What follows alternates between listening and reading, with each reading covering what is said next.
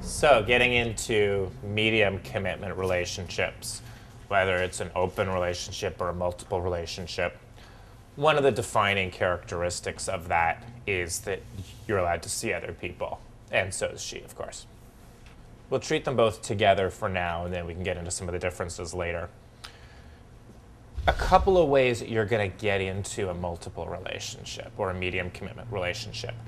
You're not going to do it, for the most part, by having an explicit conversation about it early on.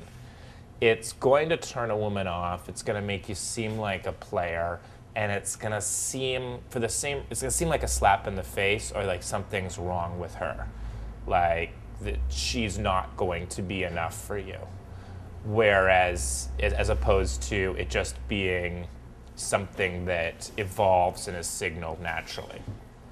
Now, how will you signal this and let it evolve? A couple of techniques that work well.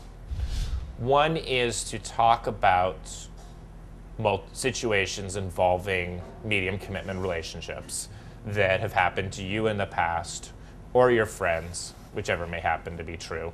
Or you can use, count me as a friend and tell my stories. My friend Savoy, this, and this. It's fine. As long as it's based on something, go for it. And tell stories that, again, using the principle of embedding that we were talking about before, that aren't in theory, that the headline of each story is, this is story number 457 about why multiple relationships are awesome. But they involve stories about different situations that somewhere in there was implied that there was multiple relationships going on. It can even be one sentence about something. You could tell a story about you being on an airplane and a woman that you were seeing. Now, you weren't in an exclusive relationship. You'd been seeing her for a few months, but you and her were both seeing other people. But anyway, she is the one who brought you to the airport, and such and such and such and such happened. The story will continue with whatever interesting thing happened on the airplane, but you've got the element in there of, yes, you and this woman were both seeing other people and were very happy with this over the period of months. And she may actually pick up on that and ask questions and be like, no, we were totally close. We had an amazing relationship. It happened to have worked out very well, that both of us didn't want all those sort of formal structures and rules, and we wanted it to evolve naturally. The idea of things evolving naturally is one that will resonate to a lot of women. And it's the flip side of the too complicated objection. So you can actually even integrate that into something and say, yeah, this relationship actually worked out well. Like, I'm not into making relationships really complicated. I think that they should work if we feel a connection and we feel a vibe. And if you and me were going out, I wouldn't want to, we don't have to do the X, we don't have to do Y, we don't have to do this or the other. We should do whatever would work best for us, and without rules and without worrying about what everybody else says. That can be a very powerful, us against the world kind of frame. And it's one that gives her the freedom to have her own rules. Another way that you can do this, another subtle thing, is to tell a story about something that happened to you on a date. This date should be in the recent past, but before you started meeting and dating her.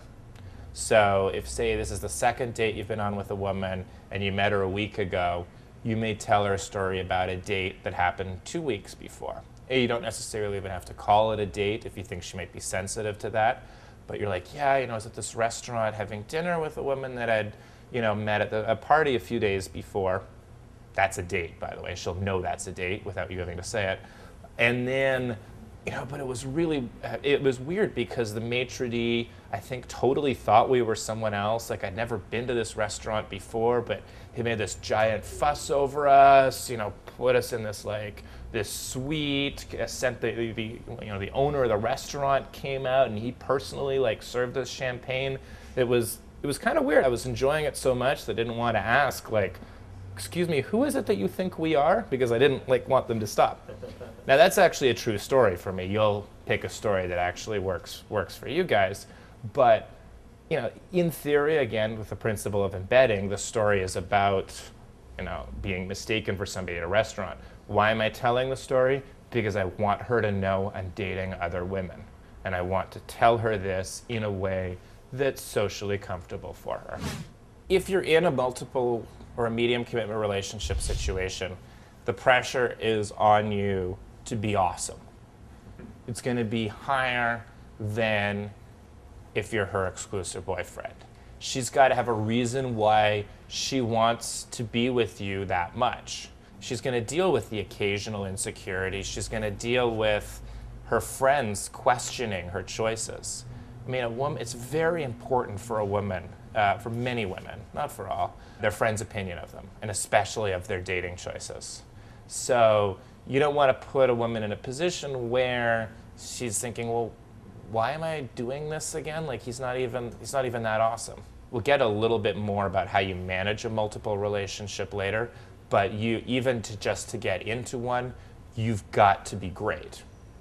You got to be fun. You've got to fulfill all her emotional needs, and we'll get into a lot of the things about like how to manage any kind of relationship and make a woman happy.